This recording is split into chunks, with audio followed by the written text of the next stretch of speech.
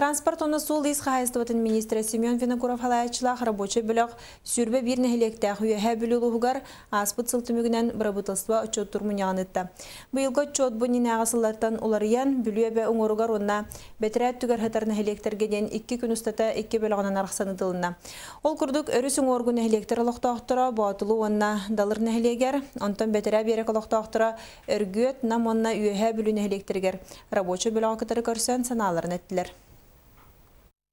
Юхеблюлугар элбах туту лете баратур социальный объекттар онтанан бу он хетте хылгы болар манчара нютугар спортивный объекттар улсалар соллар тутуллалар онтан нехиленне юхеблю улугун нехиленете проистолетин септөгөнүн сыналады онтан он хетте хылгы билген улухан билемдени баратурар манна Эпитим курдук спортивный объекттар, стадион, многофункциональный центр, он тахнан юхебли улсалар ремонтна бу үле күстәхтик баратур.